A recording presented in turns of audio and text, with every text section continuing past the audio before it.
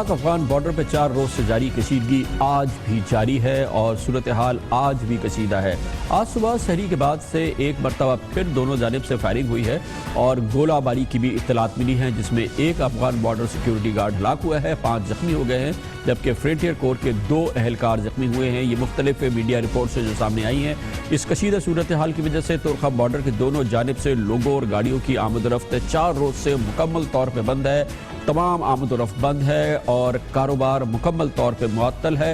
हज़ारों अफराद फंस के रह गए हैं। तुर्खा बाजार और आस पास के देहात में बदस्तूर चौथे रोज़ भी गैर एलानिया तौर पर कर्फ्यू नाफिज है, जिसकी वजह से तमाम कारोबारी इदारे और छोटे मोटी दुकानें सब बंद हैं। इस पूरे इलाके में यकीनी तौर पर ये एक बहुत ही कशीदा सूरत हाल है। दूसरी जानिब ऑपरेशन ज़र्ब-ए-अज़्ज़ के 2 साल मुकम्मल हुए हैं। आज उसके 2 साल मुकम्मल होने पर director general inter services public relations lieutenant general Asim Salim Bajwa ने एक भरपूर प्रेस कॉन्फ्रेंस की और उन्होंने कौम को इसके असरात और अब तक इसमें हासिल होने वाली भरपूर कामयाबियों से उसकी एक ब्रीफिंग दी। उन्होंने कहा कि वज़ीरिस्तान पूरे मुल्क के लिए नो गो एरिया बन चुका था। पाक फौज ने यहाँ पर ऑपरेशन ज़र्ब-ए-अज़्ज़ के ज़रिए 3600 किलोमीटर इलाका खाली कराया है। ये वो इलाका है, शुमाली वज़ीरिस्तान के वो इलाके हैं जहाँ पर दुनिया के अहम तरीन ममालिक के शिकायत करते थे और हर दुनिया की बड़ी दहशतगर्द एजेंसी का, दहशतगर्द ग्रुप का मरकज़ शुमाली वज़ीरिस्तान बताया जाता था। लेकिन अब पूरे इलाके को मुकम्मल तौर पर पाक फौज के ज़बरदस्त ऑपरेशन के नतीजे में खाली करा लिया गया है। ऑपरेशन स्टार्ट हुआ और ये एक लार्जेस्ट कंसंट्रेशन ऑफ फोर्स थी ऑपरेशन कैरी आउट करने के लिए। आप दुनिया के किसी टेररिस्ट नेटवर्क का नाम ले लें, ये बोला जाता था कि ये नॉर्थ वजीरिस्तान में इनका गढ़ है और ये नो गो एरिया था। पूरे मुल्क से कोई वहां जा नहीं सकता था उनकी मर्जी के बगैर। पहले कोई 3600 स्क्वायर किलोमीटर का इलाका इनसे क्लियर करवाया गया। यहां से दहशतगर्द थ्रू अफगानिस्तान खैबर एजेंसी गए। फिर आपको याद होगा कि ऑपरेशन खैबर 1 और खैबर 2 किया गया और ये भी ऑपरेशन एक तकरीबन 1.5 डिवीजन फोर्स यहां भी यूज की गई। और ये भी वो इलाके थे जहां पे एक हिस्ट्री थी और एक मिथ थी कि आज तक इन इलाकों में कोई नहीं जा सका। उन इलाकों में फौज ने जाके कुर्बानियां दी और वहां के अवाम ने कुर्बानियां दी और इन इलाकों को खाली करवाया गया। 3500 के करीब टेररिस्ट हैं जो मारे गए हैं और देखें आप कोई तकरीबन 108 के करीब जानें हमने कुर्बान की। ऑपरेशन ज़र्ब-ए-अज़्ज़ अभी खत्म नहीं हुआ, ये भी जारी है, काम अभी बाकी है। बहुत ही साफ अंदाज में जनरल बाजवा ने कहा कि काम अभी बाकी है और ऑपरेशन ज़र्ब-ए-अज़्ज़ अभी जारी है, लेकिन अब तक की कामयाबियां भरपूर हैं। ये है सरहदी सूरत हाल कबायली इलाकों में जहां पर ये बड़ी दहशतगर्दी के दहशतगर्द ठिकानों को तत्तर-बत्तर किया गया है, दहशतगर्दों की कमर तोड़ी गई है। मुल्क के अंदर भी भरपूर कामयाबियां इसी ऑपरेशन के नतीजे में हासिल हुई हैं। लेफ्टिनेंट जनरल आसिम सलीम बाजवा ने खास तौर पर कराची का जिक्र किया और उन्होंने कहा कि कराची ऑपरेशन के हवाले से अब तक इस ऑपरेशन के दौरान 1200 दहशतगर्दों को, टारगेट किलर्स को हलाक किया गया है और उनको गिरफ्तार किया गया है। और इसी वजह से कराची की सूरत हाल में ज़मीन आसमान का फ़र्क नज़र आता है। अमन अमान की सूरत हाल इस वक्त कराची की एक हद तक बिल्कुल नॉर्मल हो गई है, जैसे कि इससे पहले इस दहशतगर्दी के माहौल से 10 साल पहले हुआ करती थी। 1200 से ऊपर टेररिस्ट सिर्फ कराची में ये ऑर्गेनाइजेशन भी बताई हुई हैं जो पकड़े भी गए और बहुत सारे मारे भी गए। टारगेट किलिंग टीम्स थी वहां पर, मैं आपको बाद में इफेक्ट दिखाऊंगा। इसी तरह एक्सटॉर्शन हो रही थी और किडनैपिंग फॉर रैंसम हो रही थी। ये 4 मेजर चीजें थी जो हो रही थी। ये अल्हम्दुलिल्लाह आज कराची में इनकी वजह से, ये चीजें अरेस्ट होने की वजह से, चेक होने की वजह से इतना ज्यादा रिलीफ है। कराची की रेटिंग अल्हम्दुलिल्लाह क्राइम के लिहाज से, ऑफेंस के लिहाज से बहुत ज्यादा इंप्रूव हो गई। एक और अहम मामला जो कि इस वक्त दरपेश है, पाकिस्तान अफगानिस्तान सरहदी मामलात के हवाले से पाक फौज का मौक़िफ़ बयान करते हुए लेफ्टिनेंट जनरल आसिम सलीम बाजवा ने कहा कि तुर्कम के हवाले से ये फैसला अब कर चुका है पाकिस्तान कि यहाँ पर बॉर्डर मैनेजमेंट के जो बैनुल अक़वामी मुरव्वजा उसूल हैं उनको नाफिज किया जाएगा, हर कीमत पर नाफिज किया जाएगा और वो مادر پدر آزاد موومنٹ آمد و رفت جو پاکستان اور افغانستان کے درمیان اس علاقے میں ہوتی تھی، جس کا دہشت گرد بھرپور فائدہ اٹھاتے تھے، اب اس کو کسی صورت میں کنٹینیو نہیں ہونے دیا جائے گا، اور اس لیے ان کا کہنا یہ ہے کہ اس قسم کی بارڈر میں مینجمنٹ نہ صرف پاکستان کے لیے بلکہ یہ افغانستان کے مفاد میں بھی ہوگی، اور پاکستان کی فوج اس پر اب مکمل طور پہ عمل کرائے گی۔ بارڈر میکنزم کی ایس او پی ہے جو افغانستان کے ساتھ سائن ہو رہی تھی۔ میرا خیال ہے کہ جو بارڈر مینجمنٹ کا میکنزم بنایا جا رہا ہے یہ سب کے مفاد میں ہے۔ آپ آئے دن سنتے رہتے ہیں کہ جی یہ فلانی چیز وہاں سے ہو گئی اور کراس اوور ہو گیا اور آئے اور یہ کر لیا، ادھر پھر رہے ہیں، اور ہم بھی یہ آپ کو بتا رہے ہیں کہ کس طرح سے لوگ کراس اوور کر کے آ رہے ہیں اور یہاں کاروائیاں کر رہے ہیں۔ اس لیے یہ سب نے مل کر یہ فیصلہ کیا پاکستان کے اندر کہ بارڈر مینجمنٹ کے میکنزم کو اسٹرینتھن کیا جائے۔ ہاں ویریس ڈاکومنٹس ہیں جو ویریس سٹیجز کے اوپر ہیں، جو پروسیس ہو رہے ہیں، ایس او پی بنی ہوئی ہے، وہ اس سائڈ کے اوپر پڑی ہے، اس کے اوپر ڈسکشنز بھی ہو چکی ہیں، وہ بھی بس صرف میرا خیال ہے اس میں کوئی آخری جو بھی تھوڑا بہت کام رہتا ہے وہ انہوں نے کرنا ہے، بٹ کسی کو کوئی شک نہیں ہے کہ کرنا کیا ہے۔ بہرحال یہ ایک اصولی فیصلہ ہے، پاکستان کی ریاست کا فیصلہ ہے کہ اب بارڈر مینجمنٹ کے اصولوں کو مکمل طور پر نافذ کیا جائے گا، جس کی وجہ سے یہ بھرپور صورتحال ہے، کشیدہ صورتحال ہے اس سرحدی علاقے میں، تورخم کے علاقے میں، جہاں پر مکمل طور پہ آمد و رفت رکی ہوئی ہے، کرفیو کا سماں ہے، پچھلے 4 روز سے یہ منجمد کیفیت ہے۔ اس کے بارے میں مزید معلومات حاصل کرتے ہیں، اس کے لیے ہمیں جوائن کیا ہے، ہمارے ساتھ پشاور سے موجود ہیں ہمارے بیورو چیف صفی اللہ گل۔ بہت بہت شکریہ صفی اللہ صاحب، بتائیے گا آج کی کیا پورے دن کیا صورتحال رہی، کئی دنوں سے اس کشیدہ جاری صورتحال میں اب کیا لیٹسٹ سچویشن ہے اس وقت تورخم پہ؟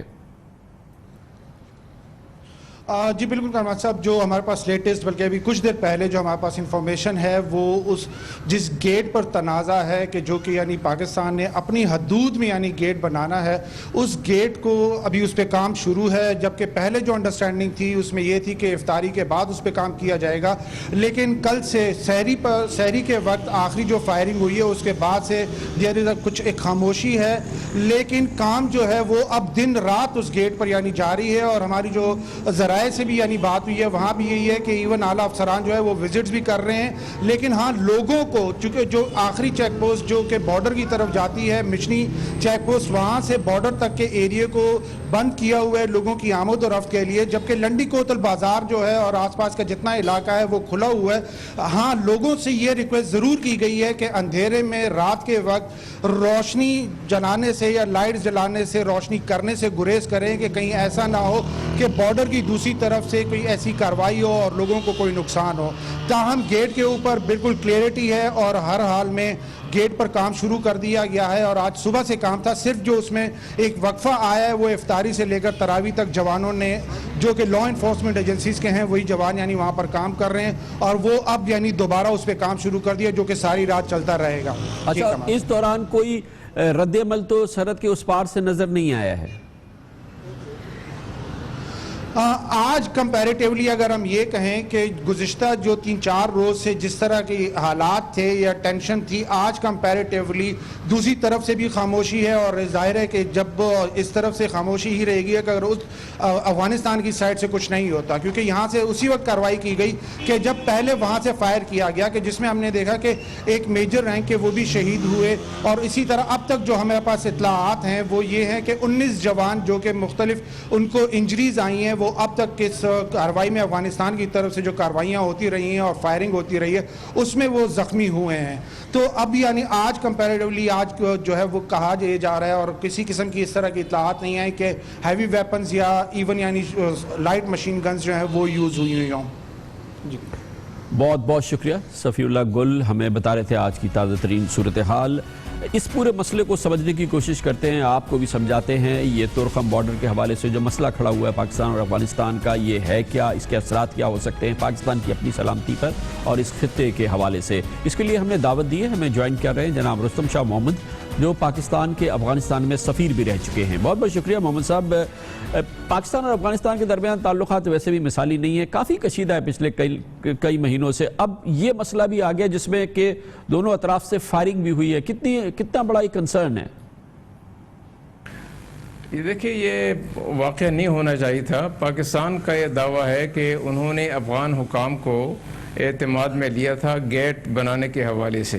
اگر ایسا ہی ہے تو پھر ان کو مشتعل نہیں ہونا چاہیے تھا، کیونکہ ماضی میں بھی ایسے ہوتا رہا ہے کہ پاکستان اپنی حدود میں، افغانستان اپنی حدود میں جب بھی کوئی نئی تعمیر کرتا، کوئی گیٹ وغیرہ بناتا، کوئی اسٹرکچر کھڑا کرتا، تو سرحدی حکام کو دوسری جانب اعتماد میں لیا جاتا. یہ ایک روایت رہی ہے پچھلے 70 سال سے پاکستان افغانستان کے بارڈر کے حوالے سے.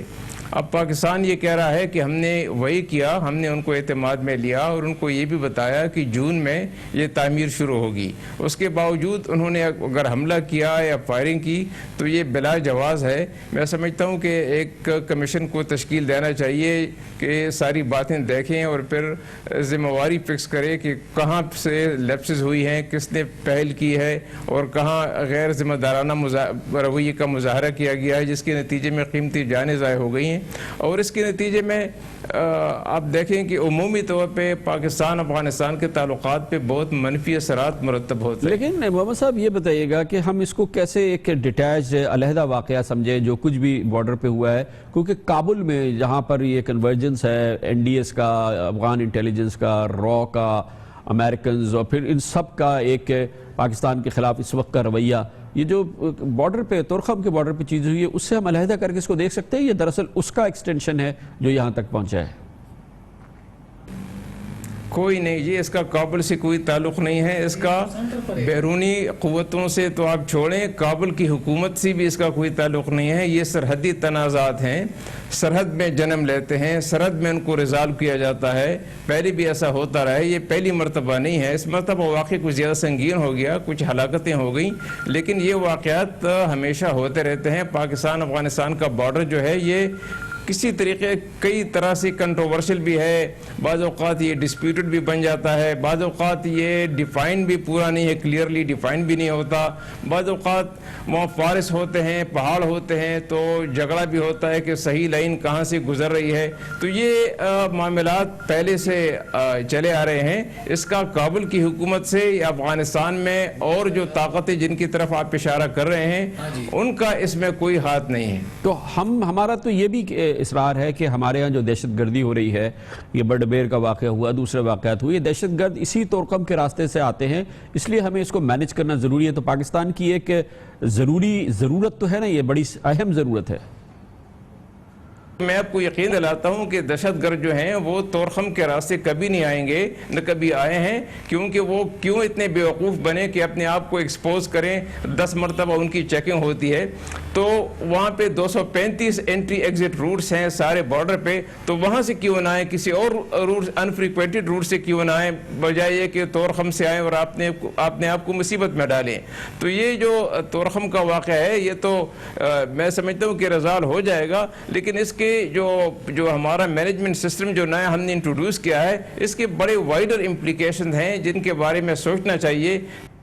بہت بہت شکریہ جناب رستم شاہ محمد ہمارے ساتھ موجود تھے. خبر سے بریک اور اس کے بعد ذکر کریں گے کہ ملک کے اندر اس وقت جو ہمارے لیے مسائل ہیں ان میں ایک بڑا مسئلہ یہ ہے کہ پاکستان میں طویل عرصے سے قومی مردم شماری نہیں ہوئی ہے، سینسس نہیں ہوئی ہے، ہمارے پاس صحیح فگرز نہیں ہے اپنی آبادی کے حوالے سے، اس کے بریک اپ کے حوالے سے ہم اپنی پلاننگ نہیں کر سکتے، اپنے ریسورسز ایلوکیٹ نہیں کر سکتے. یہ بہت اہم مسئلہ. اور اس سے اور بڑی اہم مسئلے کی بات یہ ہے کہ حکومت کہتی ہے کہ اب شاید مزید 1 سال وہ مردم شماری نہ کرا سکے. یہ اچھی خبر نہیں ہے. اس پر بات کرتے ہیں چھوٹے سے وقفے کے بعد.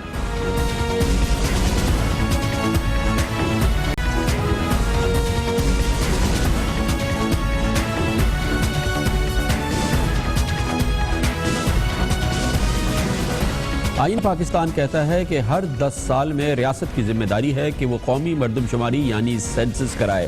اس کی ضرورت اس بات کی ہے کہ جب تک آپ کے پاس مکمل رائے شماری نہیں ہوگی آپ کو یقینی طور پہ نہیں پتا ہوگا آپ کی آبادی کیا ہے، اس کا بریک اپ کیا ہے، کتنے بوڑھے، کتنے جوان، کتنے عورتیں، کتنے بچے ہیں. اور اسی حوالے سے دوسری اہم معلومات آپ کے پاس نہیں ہوگی. آپ مستند پلاننگ کیسے کر سکیں گے، اپنے وسائل کو کیسے آپ استعمال کر سکیں گے. اس لیے یہ کلیدی اہمیت کی بات ہے کہ آپ قومی مردم رائے شماری کرائیں. پاکستان میں آخری بار قومی مردم رائے شماری سن 1998 میں ہوئی تھی. گویا 18 سال سے پاکستان نے سینسس نہیں کرایا ہے اور آئینی جو مدت ہے اس سلسلے میں اس کو بھی اب دوسری بار اس کے قریب ہے کہ اس کو بھی عبور کر لے۔ اس میں ایک بڑی سیریس بات سامنے آئی ہے، وہ کل بات سامنے آئی جب وفاقی وزیر قانون زاہد حامد نے یہ اندیا دیا کہ ملک میں مردم شماری اس سال نومبر سے مارچ 2017 تک ملتوی کی جا سکتی ہے، تقریباً 1 سال اور نہیں کرائی جا سکتی۔ یہ اندیا آنا وفاقی حکومت کی جانب سے یقینی طور پہ ایک تشویشناک بات ہے۔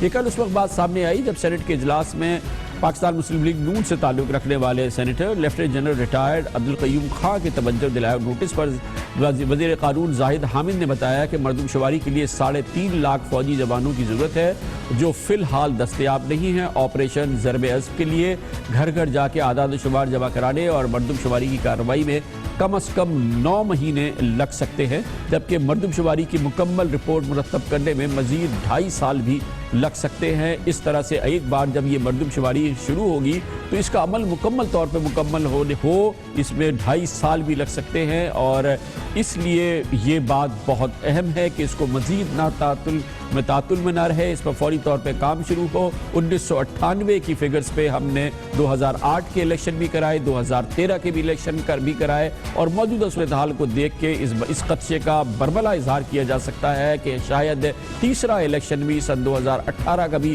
سن 1998 کی مردم شماری کے تحت کرایا جائے، جو یقینی طور پہ ریفلیکٹو نہیں ہوگا، وہ صحیح عکاسی نہیں کر سکے گا پاکستان کے عوام کی، اور اس لحاظ سے جمہوریت کی روح کے حوالے سے یہ ایک بہت ہی خطرناک عمل ہوگا۔ اس لیے قومی مردم شماری کرانا حکومت پاکستان کی اولین ترجیح ہونی چاہیے، اور یہ اس کی آئینی ذمہ داری بھی ہے۔ آئینی خلاف ورزی یہ پہلے ہی ہو چکی ہے۔ اس طرح بھرپور طریقے سے توجہ دلایا تھا حکومت سے تعلق رکھنے والے پاکستان مسلم لیگ نون کے senator lieutenant general retired Abdul Qayyum Khan نے، جو کہ اس وقت ہمارے ساتھ موجود ہیں۔ بہت بہت شکریہ جل صاحب۔ فرمائیے گا کہ کل آپ نے اس طرف توجہ دلائی، کچھ ہمارے ویورز کے ساتھ بھی شیئر کریں کہ نہ کرا کے سینسس کتنا بڑا نقصان ہو رہا ہے پاکستان کو۔ دیکھیں، پاکستان کو اس کا بہت لاس اس لیے ہو رہا ہے کہ جب 1998 کی مردم شماری ہوئی تو ہماری آبادی 13 کروڑ سے کچھ زیادہ تھی۔ آج آپ کی ساری جو کیلکولیشن ہے وہ اس آبادی کے فگرز کے اوپر چلتی ہے۔ آپ کی مثلاً حلیاں ہیں، آپ کے آپ کے لوگ ہی ریپریزنٹ نہیں ہو رہے صحیح طریقے سے۔ آپ کی provincial assembly, national assembly, health کی فگرز، آپ کا اس کے اندر افغان مہاجرین کی بات ہے، اس کے اندر یہ جو انڈیا نے کرائی ہے، انہوں نے ایک جو کویسچنر ہے اس میں 30 کویسچن ہے، اور ان کے اندر ہے آپ کا نام کیا ہے، باپ کا نام کیا ہے، بچے کتنے ہیں، آپ کی عمر کتنی ہے، آپ کون سی زبان بولتے ہیں، آپ کیا مہاجر تو نہیں ہیں، اگر مہاجر ہیں تو کہاں سے آئے ہیں، ادھر آپ کو کتنا عرصہ ہو گیا ہے، آپ کی کاسٹ کیا ہے، آپ کی تجارتی ایکٹیویٹی کیا ہے، آپ کو معذور تو نہیں ہے، آپ کا پیشہ کیا ہے۔ یعنی یہ ساری چیزیں جب آپ کے پاس ڈیٹا آ جاتا ہے تو پھر آپ آگے چلتے ہیں۔ ابھی تو آپ اندھیرے میں ہم آگے جا رہے ہیں نا، تو دیٹ از وائی آئی فیل کہ جو سینسز ہے وہ بیسز ہے ایکول ڈسٹریبیوشن آف بجا طور ریسورسز پہ کا۔ جنرل صاحب بالکل صحیح آپ فرما رہے ہیں، مگر آپ دیکھیں کہ 18 سال ہو گئے ابھی ہم نے نہیں کرائی ہے، اور کل آپ ہی کے سوال کے جواب میں لاء منسٹر نے کہا کہ یہ ابھی شاید پھر نہیں ہو سکتی، کیونکہ یہ ہمارے ہاں ملک میں بہرحال یہ عجیب سی سچویشن ہے کہ ہمیں فوج چاہیے ہے، اور وہ ظاہر ہے کہ ضرب عضب میں اس وقت مصروف ہے، اور 1 سال پھر نہیں ہو سکتی، ابھی تک کم از کم 1 سال نہیں ہو سکتی نا، یہی کہا ہے زاہد حامد صاحب نے۔ دیکھیں، میرے خیال میں اسی سال بھی ہو سکتی ہے، سارے صوبے بھی تعاون کریں اور صرف افواج پاکستان کے اوپر تکیہ نہ کیا جائے، آلدو چونکہ مین پاور زیادہ چاہیے ہوتی ہے۔ آپ کی جو سکولز کے ٹیچرز ہیں، آپ کے اور جو لوگ سٹاف ہیں، جو ریٹائرڈ فوجی ہیں، جو ریزرو فورسز ہیں ہمارے پاس، جو پیراملٹری فورسز کے لوگ ہیں، ان کو لگا کے تو ہمیں ایک طریقہ کرنا چاہیے تاکہ ہم یہ کریں۔ یہ بہت بڑا نہیں ہے۔ دیکھیں، انڈیا کے اندر اگر 29 ریاستیں ہیں تو ان میں سے کئی ریاستیں پاکستان سے بھی سائز میں بڑی ہیں، بٹ ایون دین ان کو پتہ ہے کہ یہ ان کی ایک ریکوائرمنٹ ہے، وہ کرتے ہیں۔ ہمیں بھی اگر کانسٹیٹیوشنل بیسس کے اوپر حد بندیاں کرنی ہے تو in article 51 of the constitution یہ کہتی ہے کہ اس کی بیسس کنسنسس ہوگا، مردم شماری ہوگی۔ اور آج کل کے دور میں ظاہر ہے کہ آئی ٹی کا دور ہے، اور اگر ہم صحیح طرح سے اپنے ریسورسز اپلائی کریں، کتنی جلد از جلد ہم اپنے سینسس کرا سکتے ہیں؟ دیکھیں، چونکہ نواز شریف صاحب کی حکومت کا ایک اپنا ان کا ایک ویژن تو یہ ہے نا کہ ہم نے دیٹ از دی ریزن کہ انہوں نے پہلے بھی 98 میں کرائی تھی اور ابھی بھی آتے سار تیاری اس کی شروع کی اور مارچ 2016 کا ٹائم فکس بھی ہو گیا. لیکن پھر کچھ صوبوں کا تھا, کچھ ریسورسز کی بات تھی, تو اس سے آگے چلے. تو مجھے یہ پکا پتہ ہے, انشاءاللہ پکا میرا ایمان ہے کہ موجودہ حکومت اپنے ٹینیور میں جلد از جلد, اور میں تو یہ کہوں گا کہ اسی سال یہ ایک بہت بڑا فیدر ہوگا ان کی کیپ کے اندر. بہت بہت شکریہ. لیفٹیننٹ جنرل ریٹائرڈ عبدالقیوم صاحب بات کر رہے تھے. بہت اہم مسئلہ ہے جو کہ انہوں نے اٹھایا. دوسری جانب ایک اور مسئلہ یہ ہے کہ پاکستان کا الیکشن کمیشن اس وقت یہ کہا جائے تو بے جا نہ ہوگا ہوا میں معلق ہے, کیونکہ اس کی تکمیل مکمل نہیں ہے. 4 کمشنر کے جانے کے بعد عملاً معطل ہو چکا ہے الیکشن کمیشن. اس کے بڑے اثرات ہیں. بلدیاتی حکومتیں نہیں بن سکتی, کوئی ضمنی الیکشن نہیں ہو سکتا, شاید انتخابی اصلاحات بھی نہیں ہو سکتی. اس سنگین صورتحال کی بات کرتے ہیں وقفے کے بعد.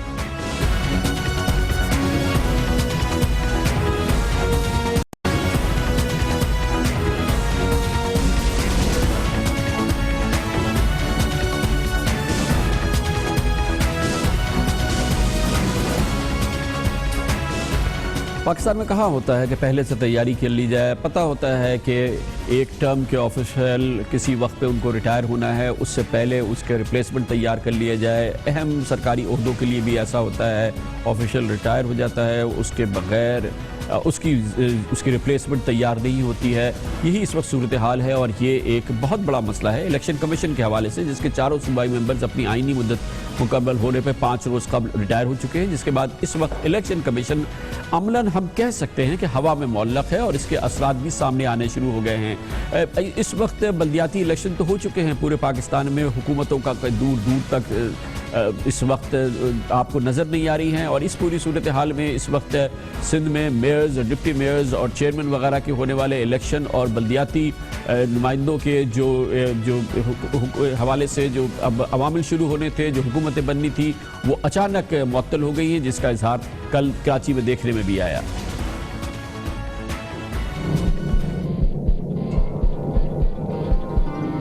حالت مجبوری یہ تقریب ملتوی کی جاتی ہے.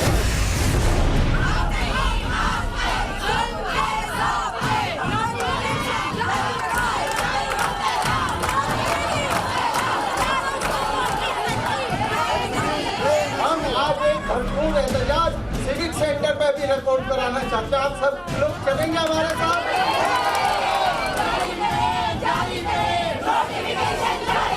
کراچی کو میئر کو اختیارات ملیں گے جبھی تو کراچی کو سنوارا جائے گا.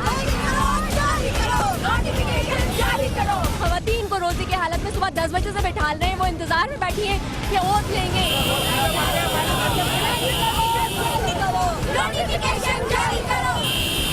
بلدیاتی نمائندوں کی یہی کیفیت پورے پاکستان میں ہوگی, کیونکہ اب الیکشن کمیشن عملی طور پہ ہوا میں معلق ہے. حکومت اپوزیشن تعلقات کی موجودہ صورتحال میں نئے ممبرز کا تقرر ایک اور بڑا مشکل مرحلہ ہوگا, کیونکہ پچھلی بار 2010 میں جب یہ 4 الیکشن کمشنر جو اب ریٹائر ہو گئے ہیں, اس پر جب بات چیت شروع ہوئی تھی, پیپلز پارٹی اور مسلم لیگ نون کے درمیان 14 مہینے لگے تھے جب نئے اراکین کے ناموں پر اتفاق ہوا تھا. تو اب ہم تصور کر سکتے ہیں کہ یہ کتنا مشکل اور ایک کٹھن مرحلہ ہے, جس کی وجہ سے الیکشن کمیشن اس وقت معطل ہے. اس وقت سندھ اسمبلی کے حلقے PS 14 اور جہلم میں قومی اسمبلی کے حلقے NA 63 میں ضمنی الیکشن ہونے ہیں, لیکن جب تک الیکشن کمیشن کے صوبائی اراکین کا فیصلہ نہیں ہو جاتا یہ الیکشن بھی نہیں ہو سکتے. اس طرح ایک اور اہم حلقہ, اہم معاملہ NA 110 کے حوالے سے ہے. سپریم کورٹ کا فیصلہ آنے والا ہے. اگر وزیر دفاع خواجہ آصف کے حلقے کے نتیجے میں ان کے خلاف اگر یہاں پر ان کی سیٹ کے حوالے سے کوئی نئی صورتحال پیدا ہوتی ہے تو یہاں بھی معاملہ لٹک جائے گا, کیونکہ اس وقت الیکشن کمیشن مکمل نہیں ہے. یہ پوری صورتحال ہے جس کی وجہ سے یہ بہت ہی سنگین سیریس معاملہ ہے انتخابی عمل کے حوالے سے بھی. اور اب جو انتخابی اصلاحات پارلیمانی کمیٹی کر رہی ہے, یہ بھی اطلاعات ہیں کہ نامکمل الیکشن کمیشن اس کی معاونت بھی نہیں کر سکتا. اس صورتحال میں بات کرتے ہیں اور اس کے لیے ہمارے ساتھ موجود ہیں سابق سیکرٹری الیکشن کمیشن جناب قمر دلشاد. بہت بہت شکریہ قمر صاحب. کیا آپ سمجھتے ہیں کہ کتنے وسیع ہیں یہ جو 4 ممبرز نہیں ہیں اس وقت, الیکشن کمیشن نامکمل ہے اور عملاً یہ ایک پیرالسس کا شکار ہو چکا ہے, اس کے کتنے وسیع اثرات ہو سکتے ہیں؟ اس میں سب سے بڑی اہم بات یہ ہونی ہے کہ جو بلدیاتی انتخابات جو ہو رہے ہیں، بلدیاتی انتخابات کے میئر اور چیئرمین کے جو حلف لینے ہیں وہ الیکشن کمیشن کے اراکین کی اس رضامندی، ان کی منظوری بہت ضروری ہے. اب جب تک کہ الیکشن کمیشن کے اراکین کا تقرر نہیں ہو جاتا تو بلدیاتی انتخابات کا عمل جو ہے وہ رک جائے گا کہ ان کی قسمیں کیوں، لہذا یہ بہت امپورٹنٹ ہے. اور تیسری سب سے بڑی اہم بات یہ ہے کہ جو الیکشن کمیشن کے ہاں جو بڑے بڑے اہم کیسز زیر التوا ہیں وہ بھی اس وقت تک پایا تکمیل تک نہیں پہنچ سکتے، ان کی ہیئرنگ نہیں ہو سکتی، سماعت نہیں ہو سکتی جب تک کہ الیکشن کمیشن کے اراکین کا جو ہے وہ آپ ان کا تقرر نہیں ہو سکتا. تو گویا کہ بڑے مطلب یہ ہوا کہ نہ بلدیاتی الیکشن کے نتائج سامنے آ سکتے ہیں، نہ میئرز بن سکتے ہیں، نہ ڈپٹی میئرز بن سکتے ہیں، نہ بلدیاتی حکومتیں بن سکتی ہیں، نہ ضمنی الیکشن ہو سکتے ہیں، اور نہ ہی میئر ڈپٹی میئر پاکستان میں بن سکتے ہیں. یہ کام سب ٹھپ.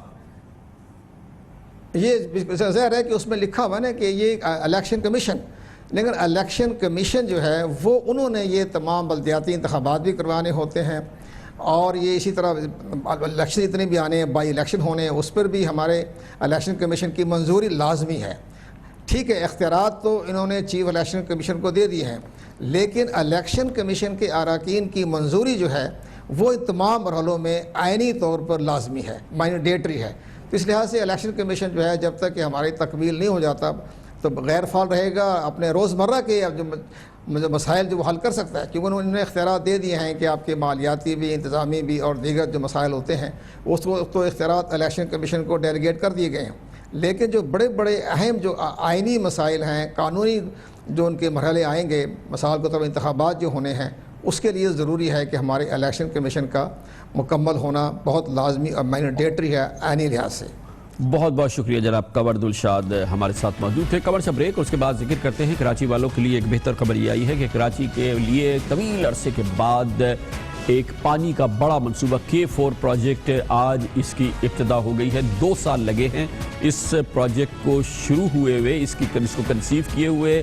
اس کے بعد 1 سال لگا کہ اس کا سنگ بنیاد رکھی گئی، اور 1 سال بعد اب اس کی ابتدا کی بات ہوئی ہے. بہرحال ہوئی تو ہے، اس کی بات کرتے ہیں چھوٹے سے وقفے کے بعد.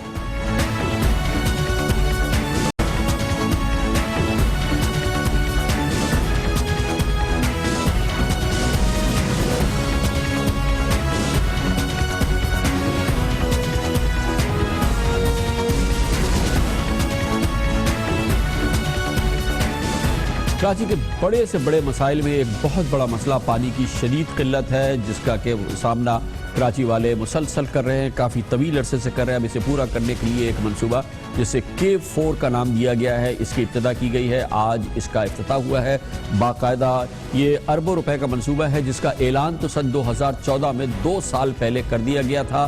اعلان ہوا 2014 میں، اس کا سنگ بنیاد رکھا گیا 2015 میں، یعنی گزشتہ سال. 1 سال اعلان اور سنگ بنیاد، اور اب سنگ بنیاد کے 1 سال بعد اس منصوبے کا آغاز کیا جا رہا ہے، اور اس کا ٹھیکہ FWO کو دے دیا گیا ہے، فرنٹیئر ورکس آرگنائزیشن کو، جس کے ساتھ یہ دعویٰ کیا گیا ہے کہ FWO کے پاس وہ سکت اور قوت موجود ہے جس کے ذریعے تیزی سے اس منصوبے پہ عمل کیا جائے.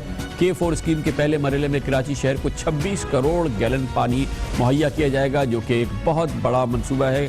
25 ارب روپے کی یہ اسکیم ہے. اس کا آدھا حصہ حکومت سندھ دے رہی ہے، جبکہ آدھا خرچہ وفاقی حکومت فراہم کر رہی ہے، اور یہ 2 سال میں مکمل کرنے کی اس پہ بات کی گئی ہے. اگلے 2 سال میں یہ مکمل ہوگا. حکومت سندھ کی اب تک کی کارکردگی کے حوالے سے دیکھا جائے تو یہ کہا جا سکتا ہے کہ مشکل نظر آتا ہے. دعا ضرور کی جا سکتی ہے، اور اس خواہش کا اظہار بھی کیا جا سکتا ہے، اور ہو سکتا ہے کہ اس میں مستعدی نظر آئے اور اس پر مکمل ہو جائے. آج اس منصوبے کا افتتاح کیا ہے. اس کے حوالے سے ہم آپ کو دکھاتے ہیں خصوصی رپورٹ جو ہمارے نمائندہ خصوصی اختیار کھوکھر نے ترتیب دی ہے. بڑھتی ہوئی آبادی اور پانی کی شدید قلت کراچی شہر کے بنیادی مسائل بن کر سامنے آ گئے ہیں. شہر کو پانی کی یومیہ ضرورت 85 کروڑ گیلن ہے، لیکن صرف 55 کروڑ گیلن پانی مل رہا ہے. پانی کی کمی پوری کرنے کے لیے شروع ہونے والے نئے منصوبے K4 کا ٹھیکہ دے دیا گیا ہے. کراچی شہر کو اضافی پانی فراہم کرنے کے لیے K4 منصوبہ آج سے 2 برس پہلے منظور ہوا. اس کا سنگ بنیاد وزیر اعلیٰ سندھ نے 1 سال پہلے رکھ دیا تھا، لیکن 1 سال گزرنے کے بعد آج اس کا ٹھیکہ دینے کے لیے ٹھیکیدار کمپنی FWO اور کراچی واٹر بورڈ کے درمیان باقاعدہ معاہدہ ہو رہا ہے. मंसूबा शुरू होने में ताखीर की वजह क्या है? 2007 में ये मंसूबा कंसीव हुआ था। इरसा की जानिब से कराची के पानी के कोटे में इजाफा ना होने के बाद ये एक मंसूबा जो है 7 साल 8 साल ताखीर हुई। K4 मंसूबा है क्या? जिला ठट्टा में वाक़े किंजर झील, जिसको दरिया सिंध से भरा जाता है, किंजर झील के पीर हसन शाह के मुकाम से नई नहर निकालकर जमपीर के रास्ते पानी को पंप करके मारू पहाड़ी पर लाया जाएगा, जहां से पानी ढलान के जरिए नीचे कराची शहर की तरफ भेजा जाएगा। 124 किलोमीटर तवील पानी की इस लाइन को खुले कैनाल के साथ नदी नालों के नीचे साइफन पाइप से भी गुजारा जाएगा। K4 लाइन सुपर हाईवे के नीचे से क्रॉस करती हुई गडाब नॉर्दर्न बाईपास से गुजरकर मंगो पीर के करीब फिहाई के इलाके तक पहुंचेगी। सुपर हाईवे लिंक रोड समेत 3 मकामात पर पानी के ज़खायर भी तामीर होंगे। पानी को पीने के काबिल बनाने के लिए फिल्ट्रेशन प्लांट भी लगाया जाएगा। इस बड़े मंसूबे की तामीर का ठेका देने के लिए मुकाबले के इंटरनेशनल टेंडर्स तलब करने के बजाय वज़ीर आला सिंध ने कवायद को खुसूसी तौर पर नरम कर दिया है। CM को और कैबिनेट को पावर होता है कि किसी नेशनल इंटरेस्ट के प्रोजेक्ट को रिलैक्स कर सकते हैं और वो दे सकते हैं। तो मैं समझता हूँ नेशनल इंटरेस्ट का प्रोजेक्ट है और आपको पता है पानी के मसला संगीन हो चुका है और उसको एकदम से रिजॉल्व करने के लिए ये किया गया है। पानी की फराहमी के इस मंसूबे पर सिंध असेंबली में हिज़्ब इख्तिलाफ अपना मौक़िफ़ रखती है। 65 MDD आज तक शुरू नहीं हुआ, फिर यही बोला जाएगा हम शुरू करेंगे, हम ख़त्म कर देंगे। ये K4 तो सर K4 के लिए तो मैं बता दूं आपको कि कराची में दुकानदार अब लिख कर लगाने लगे हैं अपनी दुकानों के ऊपर कि K4 के मंसूबे की तकमील तक उधार बंद है। मंसूबा बंदी के मुताबिक कराची हैदराबाद सुपर हाईवे पर तामीर होने वाले 2 नए बड़े शहरों समेत 10 नए बड़े रिहायशी मंसूबों को भी K4 से पानी फराहम किया जाएगा। लियारी डेवलपमेंट अथॉरिटी है, मनीर डेवलपमेंट अथॉरिटी है, DHA में जो पानी की शॉर्टेज है, तो बहरिया टाउन है, और इसके अलावा तेहसर टाउन है, और इसके साथ साथ और जितने भी एजुकेशन सिटी है, DC के मलीर जिसका नाम DC के आप डिफेंस हाउसिंग सोसाइटी फेज़ 9 है, इन सब का दारोमदार जो है वो K4 पे है। काश ऐसा ही हो कि ये मंसूबा मुकर्ररा वक्त पर मुकम्मल हो जाए और इसका हाल कराची के दीगर मंसूबों जैसा ना हो। कैमरामैन मुरसलीन अहमद के हमरा प्रोग्राम दुनिया कामरान खान के साथ के लिए इख्तियार खोकर, कराची। बहुत ही अहम मंसूबा है। अब देखना ये है कि इस पर मुस्तैदी से अमल हो, इसको शफाफियत से अमल हो। इतना अहम मंसूबा है कि कराची वाले बूंद बूंद पानी तरस रहे हैं। अब उनकी निगाहें मज़ीद 2 साल इंतज़ार और 2 साल के बाद ये 26 करोड़ गैलन पानी उनके नसीब में आएगा। जो कराची के मुंसलिका दूसरी आबादियाँ बन रही हैं उनके नसीब में आएगा। इसलिए इस पर अमल दरामद मुस्तैदी से होना बहुत ज़रूरी है। अब फिर कौम इसके लिए 26 अरब रुपए खर्च करने जा रही है। यहाँ पर ये मंसूबा बन रहा है, ये देखना ज़रूरी है कि 26 अरब रुपए कौम के इस कलीदी मंसूबे के लिए ईमानदारी से खर्च हो। 26 अरब रुपए में रिश्वत सतानी और गैर शफाफियत ना हो। ये बहुत अहम इसके अवामिल हैं जिसको देखना बहुत ज़रूरी है। दोनों चीज़ें पूरी हो गई तो कराची के लिए ये आज की बहुत अच्छी खबर है, बहुत शानदार खबर है। K4 मंसूबे पे अब अमल दरामद शुरू हो गया है। फ्रंटियर वर्क्स ऑर्गेनाइजेशन ये काम करेगी, जिससे तवक्को की जा रही है कि ये वक्त पे इसे मुकम्मल भी करेगी। इसके साथ ही हमारे आज के प्रोग्राम का इख्तिताम होता है। कल आपसे फिर मुलाकात होगी। कल तक के लिए कामरान खान को इजाज़त। अल्लाह हाफ़िज़ व नासिर।